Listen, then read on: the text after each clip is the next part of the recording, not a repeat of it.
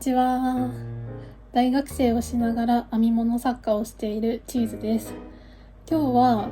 先週のラジオでお話ししていた染色教室で染めてきた毛糸の紹介をしようと思います。編み物や家事のお供に聞いていただけたら嬉しいです。では早速今回染めてきた毛糸を紹介しようと思います。今回はウール 100%全部ウール 100% の毛糸で1かせ 50g の毛糸を見ての通り 1,2,3 かせ染めてきました。今回別にテーマとかは決めないでなんとなくで染めてきたんですけど、3つすべて違う雰囲気の毛糸になってとっても満足しています。じゃあちょっとかせをほどいて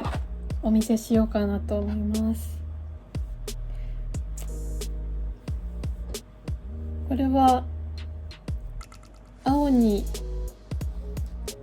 赤っていうかマゼンタっぽい色を少しずつ垂らしてこんな感じにしました。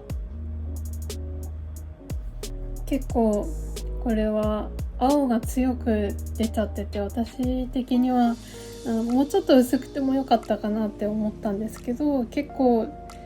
一緒に参加してた生徒の方とか先生にもいいじゃんって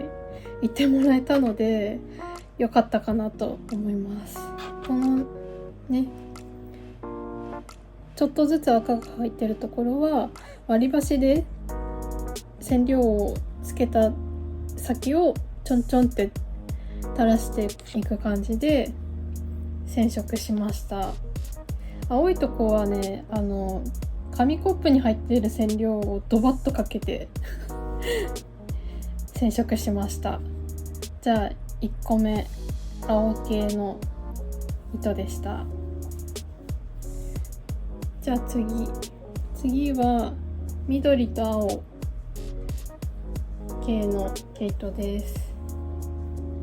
これも結構気に入ってて、私は青とか緑とかそういう色が好きなので結構こういう糸欲しかったんですけど、なかなかこういう色の糸あんまり見つけられなくて、自分的には。で、映像で見るのと実際に見るのってやっぱり違うじゃないですか。だから今回自分で色を見ながら染めることができて本当に良かったです。あとはちょっと他の毛糸と一緒に蒸す工程があるんですけど、蒸す時に他の毛糸とくっついちゃって赤が入ったりとか、ここちょっと赤が入ってるんですけど、でもそれでもちょっとアクセントになっていいかなって思ってます。じゃあ2つ目でした。じゃ最後3つ目は三原色3つ、赤と青と黄色をあんまり混ぜないようにちょっとずつ距離を取りながら染色してみました。なので赤と青と、それから黄色ちょっと少ないんですけど、その3つが綺麗に出てるかなと思います。これも結構気に入ってて、前回作ったちょっと見えるかわかんないんですけど、ここにある毛糸が何色だろう、黄色、緑、青、オレンジ、赤かなで作ったっていうか考えながら染色したんですけど、その時に赤と赤っていうかマゼンタっぽい赤が隣り合わせで出た時にすごい見た目が鮮やかっていうか夏っぽいなって思って、それをずっと覚えてて、で前回染色したの確か3月くらいだったんですけど、それをずっと覚えてて、どうしてもそれをもっと広い範囲でやってみたいって思って、今回はこういう感じの色になりました。これもすごい気に入ってます。ただね、ちょっとどこかな、この辺がねちょっとあんまり色ついてくれなくてもうちょっとドバッといけばよかったなって反省してます。じゃあ3つ目の毛糸でした。で、さっきもお話ししたんですけど、染色教室は私一人ではなく、だいたい4人、私含めて4人程度の生徒さんと、あと先生1人っていう感じで、だいたいその染色をする工程の時間だけを含めると、だいたい2時間から3時間くらいかけて毛糸の下準備から染色後の脱水までを行いました。で、以前投稿した染色体験についての動画があるんですけど、それ見ていない方もいらっしゃると思うので、この毛糸たちがどんな感じで染色されているのかをちょっと説明しようかなと思います。で、まず染色の種類についてなんですが、この今日手元にある3つ、それからここにある2かせは、酸性染料っていうもので染めてます。で、こっちの黒いの見えてるかわかんないんですけど、黒い毛糸は鉄麦糸、私が紡いだ鉄麦糸になります。で、ちょっと話がそれてしまったんですが、文字通り酸性の染料、香り嗅ぐと酸っぱい香りがするんですけど、その染料を使った染め方の一種で、先生が用意してくれたこの3原色の染料を真っ白な毛糸に好きなようにかけて染めるっていう感じです。で、今回は2回目の参加ということもあり、粉から染料自体は粉なんですけど、粉の染料から液体の染料にする方法を教えてもらって実践もさせてもらいました。で、粉自体が酸性っていうわけじゃなくて、粉にお湯とそれから酸性の液体液体を入れて混ぜることで酸性の染料っていうものができるんだそうです。で、酸性染料を使った染色方法なんですが、下準備をした毛糸をおのおのボウルの中に入れて、その中で今回は染色をしました。私はかなり考えながら染料をかけていたので、今回参加した生徒さんの中で一番時間がかかりました。でもそのおかげでかなり自信作になったんじゃないかなって思ってます。で、各自が染料を染み込ませた毛糸を鍋の中に入れて、今度は鍋を火にかけて30分程度、確か弱火だったかな、で蒸らします。蒸すかな。で、蒸すことで色が定着するとのことでした。だいたい30分くらい経過したら、ペーパータオル、あんまりティッシュみたいに崩れない、ボロボロにならない、カチカチっていうか手を拭いてもヨレヨレにならない程度のペーパータオルなどで鍋の中に入ってる毛糸、染色した毛糸をこすってみて、でペーパータオルに色が移らなければそこで火を止めて、今度は柔軟剤が入ったぬるま湯に何度かつけました。で、柔軟剤は先生が言うにはエマールが一番いいそうです。で、その柔軟剤が入ったぬるま湯に何度かつけるんですけど、なんでそういう工程があるかっていうと、繊維の保護と滑りを良くするためだそうです。蒸した後の毛糸って結構、ザラザラとまではいかないんですけど、少し引っかかるような肌触りなので、柔軟剤入りのぬるま湯に浸す工程があるのかなと私は思ってます。ですすぐ時に人によっては少し色落ちするので、私は心配で何度かすすぐ作業を繰り返しました。でその後は洗濯機の脱水モードで脱水を1分かけて、で各自持ち帰りました。そんな感じで染色教室の一日の流れを紹介しましたが、何か疑問に思ったこととか聞きたいこととかあればぜひコメントしてください。私に答えられる範囲でお答えします。で次にせっかくなのでこの自分で染色した毛糸で何を編みたいかっていう話を少ししようと思います。何個か候補があってそれを今回は一つずつ紹介していこうと思います。まず一つ目は、ホットパンツです。で丈が短めのショートパンツにしたら可愛いんじゃないかなって思ってます。でこれもちろんウールなので、このホットパンツを履くのはだいたい秋とか冬とかだと思うんですけど、やっぱりその秋冬って結構無彩色の服ばっかり着てしまう傾向が私の中ではあるので、それを変えつつパンツの編み方、股が分かれる時の編み方とかどうするのか全然知らないので、それを練習するいい機会になるのかなと考えています。でカラフルなパンツにするとかなりコーデのアクセントにもなりますし、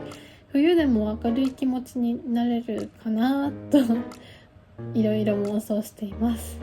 まだ作るって確定したわけではないんですが、いずれはニットパンツとかを作ってみたいなって思ってて、それでいろいろ編み方動画を YouTube で探していたんですけど、やっぱり日本の方の編み方動画にはニットパンツの作り方を出している方があんまりいないような気がするので、最近私の中で流行ってる英語の編み方動画を探してみたら、何個か参考になりそうな動画が出てきて、その中でどれを参考にして編もうかなってちょっと思ってます。まだ先になるかと思いますが、作りたい気持ちはいっぱいあります。もし作り始めたらその時はまた動画でご報告します。じゃあ2つ目は靴下です。もうせっかくこんなにカラフルな糸なら一度は靴下にしてみたいですよね。一応この毛糸は先生曰く中細って言ってたかなとのことでしたが、染色する過程でぬるま湯につけたりだとか蒸したりだとか、あとは柔軟剤につけたりとか、いろいろな工程を経て完成した毛糸なので、それが原因なのかどうかはまた別問題かもしれないんですけど、毛糸が染色前に比べてちょっと太くなってるような気がして、こうやって見せても分かりづらいかもしれないんですけど、中細ではない気がしてて、私的には触った感覚的には中細と合い太の中間くらいなのかなって思ってます。私もそんなに毛糸の太さに詳しいわけではないので、絶対にそれくらいの太さですとは言えないんですけど、手元にあるソックヤーンよりは太いので、中細ではないんだろうなっていう推測です。そんな感じでゲージもまだ巻き直してないのでわからないし、太さもちょっとよくわからないので、まずは自分用で編んでみて、問題がなければ母にも編んでプレゼントしたいなと考えています。母用の靴下を編みたいって言うと母がもったいないからいいよって言ってしまうんですが、今回は